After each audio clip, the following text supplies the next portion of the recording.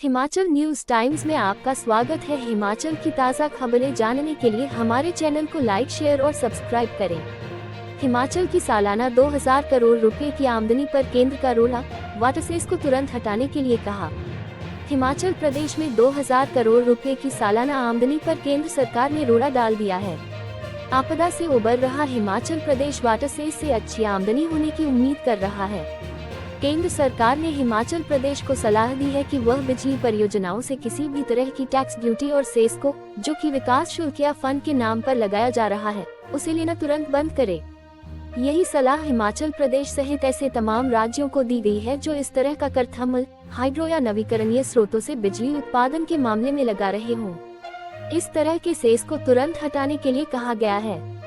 इस संबंध में भारत सरकार के ऊर्जा मंत्रालय के निदेशक सुरेश अन्नपू ने हिमाचल प्रदेश सहित सभी राज्यों के लिए एक सर्कुलर जारी किया है। एसआईटी की बड़ी कार्रवाई, हमीरपुर ऊना में 23 जगह दबिश, 1 गिरफ्तार। क्रिप्टो करेंसी मामले में एसआईटी ने बड़ी कार्रवाई की है। हमीरपुर में 21 विभिन्न ठिकानों एसआईटी ने दबिश दी है। एसआईटी ने mobile phone, laptop, computer, bank detail समेत अन्य संपत्तियों की जाँच की है। पुलिस विभाग और वन विभाग ने सेवारत कर्मचारियों और जनप्रतिनिधियों से भी पूछताछ की। भोल भाले लोगों को पैसा दोगुना करने का झांसा देकर क्रिप्टो करेंसी में आरोपियों ने निवेश करवाया था। आरोपियों के पास आलीशान घर, लग्जरी गाड़ियां देखकर एसआईटी भी हैरान है। क्रिप्टो करेंसी मामले में एसआईटी ने ऊना में भी 2 स्थानों पर दबिश दी है। ऊना निवासी एक आरोपी को एसआईटी ने गिरफ्तार किया है। रक्कड़ कॉलोनी और गगरेट के ओयल गांव में आरोपियों के ठिकानों पर छापेमारी की गई है। आरोपियों के mobile phone, laptop, computer, bank detail संबंधित दस्तावेज कब्जे में लिए गए हैं। आरोपियों में जेबीटी अध्यापक भी शामिल है। 1000 एसएमसी शिक्षकों को भी मिलेगा छुट्टियों का वेतन, प्रस्ताव बनाने में जुटा निदेशालय। प्रदेश के सरकारी स्कूलों में कार्यरत करीब 1000 एसएमसी शिक्षकों को छुट्टियों का भी वेतन मिलेगा। शिक्षा मंत्री रोहित ठाकुर के निर्देशों पर उच्च शिक्षा निदेशालय इस बाबत प्रस्ताव बनाने में जुट गया है। जनवरी और फरवरी 2023 का शिक्षकों को वेतन नहीं दिया गया है। प्रारंभिक शिक्षा निदेशालय छुट्टियों के वेतन का भुगतान कर चुका है। प्रदेश के स्कूलों में 2555 एसएमसी शिक्षक कार्यरत हैं। करीब 1000 शिक्षक उच्च शिक्षा निदेशालय के तहत कार्य कर रहे हैं। इन शिक्षकों को छुट्टियों के वेतन का भुगतान नहीं हुआ है। बीते दिनों शिक्षकों के एक प्रतिनिधिमंडल ने शिक्षा मंत्री रोहित ठाकुर के समक्ष इस मामले को उठाया था। शिक्षा मंत्री ने उच्च शिक्षा निदेशक को इन शिक्षकों को बकाया वेतन के निर्देश दिए हैं। प्रारंभिक शिक्षा निदेशालय की ओर से पहले ही अपने शिक्षकों को यह वेतन दे दिया गया है। ऐसे में उच्च शिक्षा निदेशालय ने भी छुट्टियों के वेतन को तय करने की प्रक्रिया शुरू कर दी है। संभावित है कि नवंबर के पहले सप्ताह में इस बकाया वेतन की अदायगी हो जाएगी। जयराम ठाकुर बोले, केंद्र के दम पर राहत पैकेज बांट पा रही प्रदेश सरकार। प्रदेश सरकार केंद्र द्वारा दी मदद के दम पर ही आपदा का राहत पैकेज बांट रही है।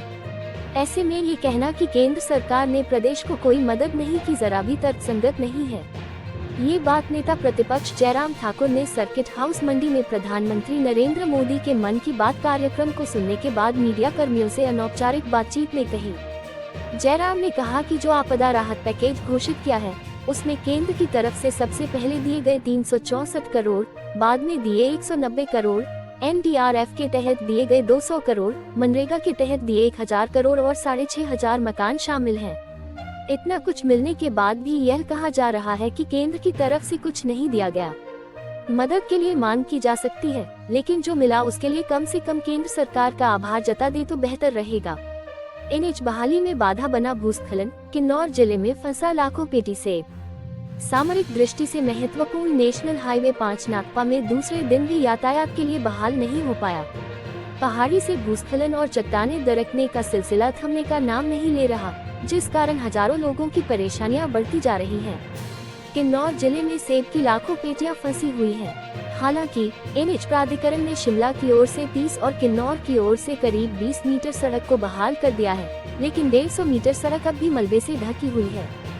गौरतलब है कि शनिवार रात करीब 2 बजे से नागपा में पहाड़ी से चट्टानें और भूस्खलन का सिलसिला जारी है। पहाड़ी से हुए भूस्खलन के कारण एनएच का करीब 200 मीटर हिस्सा चट्टानों और मलबे के ढेर से दब गया है। इस कारण जिले किन्नौर के हजारों लोगों सहित देश विदेश से किन्नौर आने वाले पर्यटकों को दिक्कतें झेलनी पड़ रही हैं। रविवार को दूसरे दिन नेशनल हाईवे प्राधिकरण की मशीनें और मजदूर बाधित सड़क को बहाल करने में जुटे रहे, लेकिन पहाड़ी से लगातार हो रहे भूस्खलन से मजदूरों की जान को भी जोखिम बना हुआ है। 10,000 मेधावियों को टैबलेट लैपटॉप की जगह नकद राशि देने की तैयारी। हिमाचल प्रदेश में 10वीं 12वीं कक्षा समेत कॉलेजों के 10,000 मेधावियों को टैबलेट लैपटॉप की जगह अब नकद राशि देने की तैयारी है। शिक्षा विभाग ने इस बाबत प्रस्ताव तैयार कर दिया है। मुख्यमंत्री सुखविंदर सिंह सुक्खू के शिमला लौटने पर इसको लेकर फैसला होगा। शैक्षणिक सत्र 2022-23 की मेरिट सूची में शामिल मेधावियों को सम्मानित करने की प्रक्रिया के तहत यह नई व्यवस्था हो सकती है। वर्ष 2021-22 के विद्यार्थियों के लिए इलेक्ट्रॉनिक्स कॉर्पोरेशन के माध्यम से टैबलेट की खरीद हो रही है। धूमल सरकार ने साल 2012 में 10वीं के 4,000 मेधावी विद्यार्थियों को लैपटॉप देने की योजना शुरू की थी। दिसंबर 2012 में प्रदेश में सत्ता परिवर्तन के बाद भी यह योजना जारी रही। वीरभद्र सरकार ने योजना का दायरा बढ़ाते हुए इसमें 12वीं कक्षा के विद्यार्थी भी जोड़े।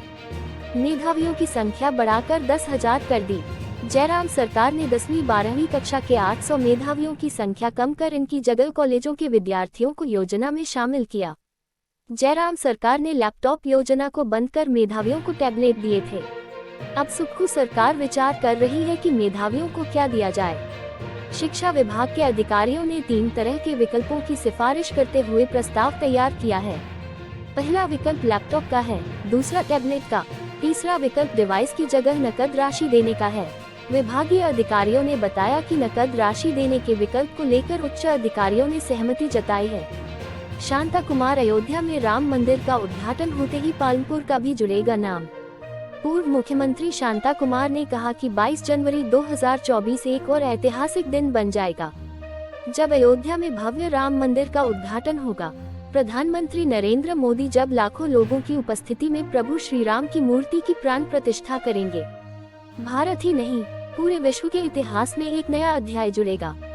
भारत की इस ऐतिहासिक उपलब्धि के साथ सौभाग्य से पालमपुर का नाम भी जुड़ जाएगा। दरअसल राम मंदिर बनाने के संघर्ष में भाजपा ने पालमपुर में राष्ट्रीय कार्य समिति की बैठक में ऐतिहासिक राम मंदिर का प्रस्ताव पारित किया था। 9 से 11 जून 1989 को पालमपुर में कार्य समिति की बैठक हुई थी।